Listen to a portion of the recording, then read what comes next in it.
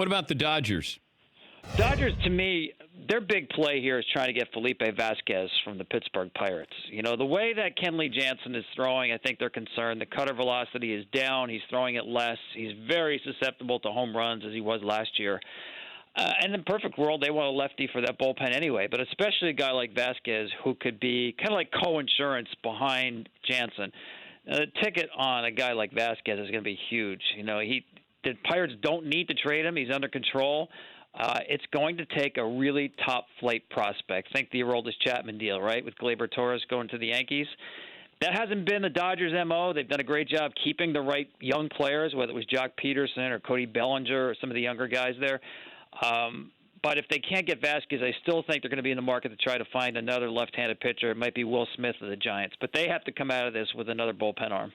I'll leave you with this. The Dodgers by far and away dominating, but we always look at some teams are built for the regular season, some are built for the postseason. I like having Kershaw as my third starter in here. You've already talked about the bullpen.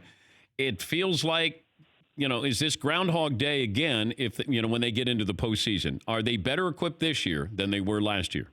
I think they are better equipped, and to me the difference is Ryu and Buehler, but they had Buehler, and he pitched great last year in the postseason, but especially Ryu. Rich Hill we saw every time, right? He'd pitch 5 innings. As soon as the lineup went around the third time, he was out of the game, and the bullpen got a little bit taxed or overexposed in the postseason. I think this year you're looking at length out of both Ryu and Buehler, and this kid Julio Urias now I think could be a difference maker out of the pen.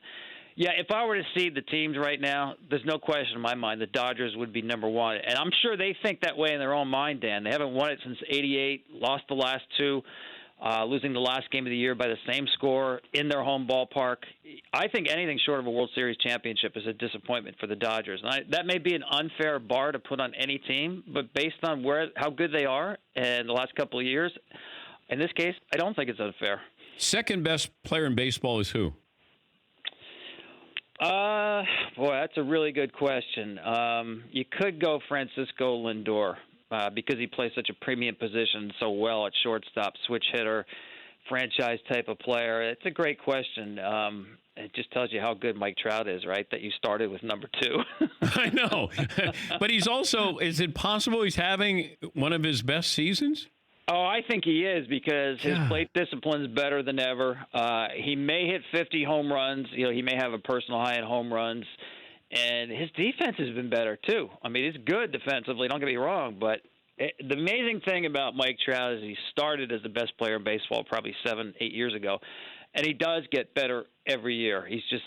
I hope people understand, we're looking at like a DiMaggio or a Mantle of our generation. And I know the fact that he hasn't been in the postseason more than once and never won a game kind of dims that light. But we're lucky to be watching this guy play in his prime. Would you put Yelich or Bellinger in there? It's a great race for MVP.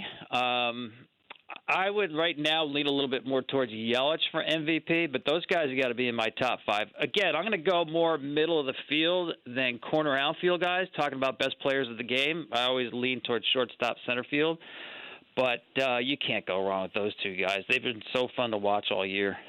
For more Dan Patrick Show, tune into Audience Channel 239 on DirecTV. Stream for free on BR Live or download the Dan Patrick Show app.